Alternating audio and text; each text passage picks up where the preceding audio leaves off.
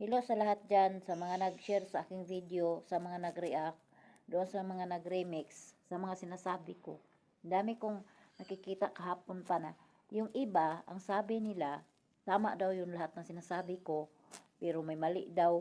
Bakit daw dito ko sa social media ibinuntong yung mga hinaing ko sa madam? So ganito po yun. Ganito po yun ang istorya dyan kung bakit ko yan ginawa. Wala po akong pinipinpoint kung sinong madam. Generalize yun lahat. Kung makita ni madam yun, much better. Kasi malalaman niya na tayong mga katulong, tahimik lang, pero may tayo, sama tayo ng loob sa kanila. Mabuti na din yun, para makapag-isip-isip sila, di ba?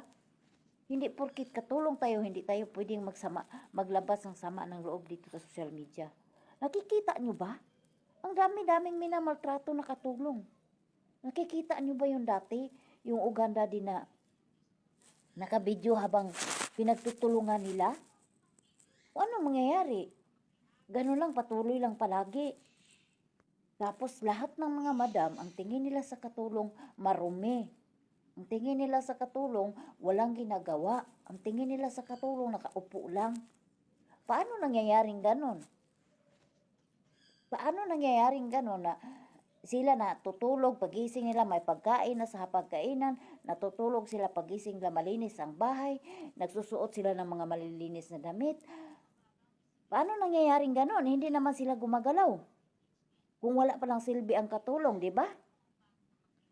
Tapos, mayroon doon nagsabi na tama lang daw yung sinasabi ko.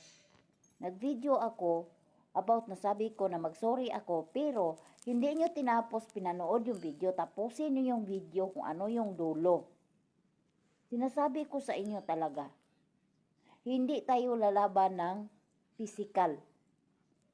May ano tayo pwede naman tayong magsalita, pero yung salita, hindi naman yun sinabi na pinipinpoint ko kung sinong madam yun. Sa lahat yun. Diba? Ang dami-dami doon nag-comment na, Kadama Vlog, thank you kasi, na matauhan na yung mga madam. So, hindi din ako happy doon kasi sino ba naman ako, katulong lang. Pero nasabi ko na yun at alam kong tama yun. At wala akong nilabag na batas. Alam niyo yun? Pwede lang tayong matakot kung labag sa batas yung mga ginagawa natin. Kung sensitibo sila, hindi na natin yun problema. Sensitibo pala sila Di wag silang makihalubilo sa mga katulong. Wag silang kumuha ng katulong. Kukuha sila ng katulong, itrato nila na parang hayop. Kahit nasa harap ng bisita, mumurahin nila. Wala ba tayong puso? Kaya yung iba, wala.